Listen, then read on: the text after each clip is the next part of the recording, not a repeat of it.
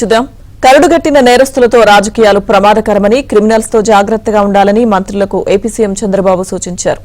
ఉన్నది లేనట్లు, లేనిది ఉన్నట్లు ప్రచారం చేసే క్రిమినల్స్ కుట్రలను అప్రమత్తంగా ఉంటూ తిప్పికొట్టాలని చెప్పారు. బెదిరింపు రాజకీయాలను ధీటుగా సమాధానం చెప్పాలని మంత్రులకు సీఎం చంద్రబాబు సూచించారు.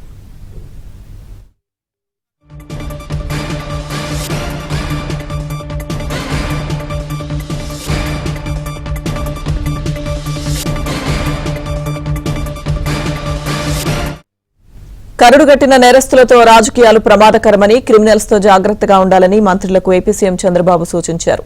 ఉన్నది లేనట్లు, లేనిది ఉన్నట్లు ప్రచారం చేసే క్రిమినల్స్ కుట్రలను అప్రమత్తంగా ఉంటూ తిప్పికొట్టాలని చెప్పారు. బెదిరింపు రాజకీయాలకు ధీటుగా సమాధానం చెప్పాలని మంత్రులకు సీఎం చంద్రబాబు సూచించారు.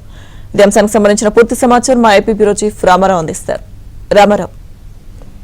లక్ష్మీదుర్గ ఈ రోజు కేబినెట్ సమావేశం ముగిసిన తర్వాత అధికారులు బయటకు వచ్చారు. ముఖ్యమంత్రి చంద్రబాబు నాయుడు మంత్రులతో కొద్దిసేపు మాట్లాడారు. రాష్ట్ర రాజకీయాల్లో క్రిమినల్స్ తో మనం రాజకీయాలు చేస్తున్నామని, అందరూ అప్రమత్తంగా ఉండాల్సిన అవసరం ఉంది అని కూడా ముఖ్యమంత్రి సూచించారు. కరడుగట్టిన నేరస్తులతో రాజకీయాలు చేయడం చాలా ప్రమాదకరమని, ఉన్నది లేనట్టు, లేనిది ఉన్నట్టు ప్రచారం చేసే స్వభావం ఉందని, క్రిమినల్ కుట్రలను మంత్రులు నిత్యం అప్రమత్తంగా ఉంటూ తిప్పికొట్టడంతో పాటు ప్రజలకు నిజాలేంటో వివరించాల్సిన బాధ్యత అందరిపై ఉంది అని కూడా చెప్పారు. బెదిరింపు రాజకీయాలను ధీటుగా తిప్పికొట్టాలి అని కూడా సూచించారు.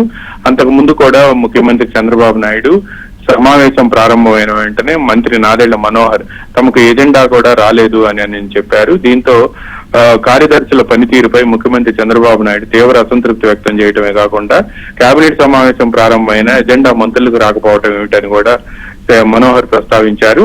ఎజెండా ముందే వస్తే స్టడీ చేసుకుని కేబినెట్ కు వచ్చే వీలు ఉండేదని కూడా మనోహర్ తెలిపారు.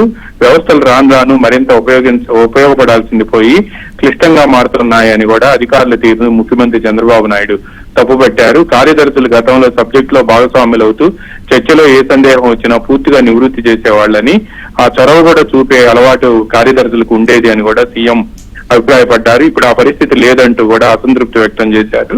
డీమ్డ్ యూనివర్సిటీలు రాష్ట్రంలో ఎక్కువ ప్రమోట్ చేయాలని కూడా సీఎం సూచించారు. మన రాష్ట్రంలో డీమ్డ్ యూనివర్సిటీలు తక్కువగా ఉన్నాయి అని కూడా ఆయన చెప్పారు. 10 ఎకరాలు తక్కువ కాకుండా నిబంధనలు పెట్టి నాణ్యత పెంచుతూ ఎక్కువ డీమ్డ్ యూనివర్సిటీలను అందుబాటులోకి తీసుకురావాల్సిన అవసరం ఉంది అని కూడా సీఎం చెప్పారు. Lakshmi Durga. Okay, thank you Ramarao.